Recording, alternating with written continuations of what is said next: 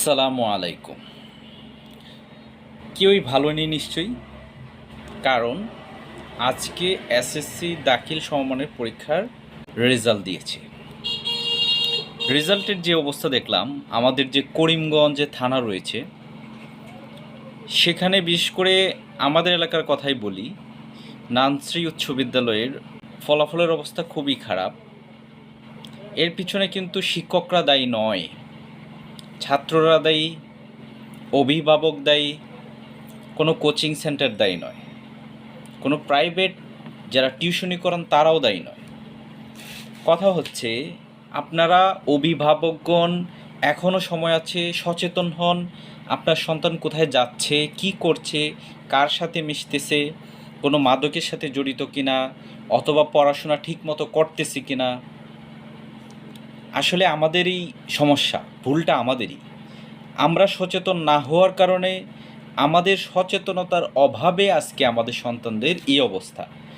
আমি তো মনে করি শুধু আমাদের করিমগঞ্জ নয়, সারা বাংলাদেশেই আপনি খোঁজ নিয়ে দেখেন, প্রত্যেকটা হাই স্কুল, মাদ্রাসা, এরকম আরও ভকেশনালয়, সবগুলোতেই রেজাল্টের অবস্থা একই রকম।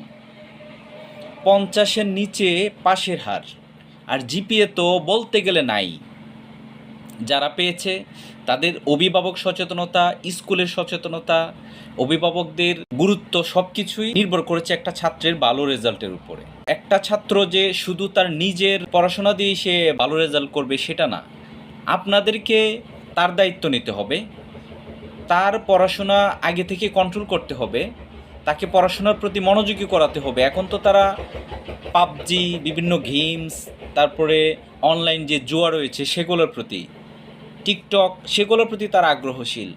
আসলে আপনারা যদি এখনই সচেতন না হন, অভিভাবকরা যারা আছেন, শিক্ষকদের সাথে কথা বলেন, স্কুলে নিয়মিত যোগাযোগ করেন, হ্যাঁ, তারা কোথায় কি করছে না করছে, যা হয়ে গেছে তো গেছেই, সামনের দিক চিন্তা করেন, সামনে যেন ভালো কিছু করতে পারে সেদিকে মনোযোগ দেন। হ্যাঁ, তারপর তারা কোন বিষয়ে সে কোন গ্রুপে সে পড়তে আগ্রহী সেটার প্রতি তাকে করেন। আপনি জোর করে কোনো গ্রুপে তাকে জোর করে দিয়েন না। সে যেই গ্রুপ নিতে চাইতেছে ক্লাস 9-এ, তাকে সেই গ্রুপে দেন, তাহলে সে, আমি আশা করি, ভালো করবে। হ্যাঁ, সো সবাই সতর্ক হন। যারা ভালো রেজাল্ট করেছে তাদেরকে অভিনন্দন, যাদের রেজাল্ট ভালো হয় নাই তাদের প্রতি সমবেদনা রইল। আল্লাহর কাছে দোয়া করি ভবিষ্যতে যেন এরকম অবস্থা না হয়, আমরা যেন এই অবস্থা থেকে উন্নীত হতে পারি, ভালো অবস্থানে যেতে পারি, সেই প্রত্যাশা রইল সবার প্রতি। সবাই ভালো থাকবেন। ধন্যবাদ।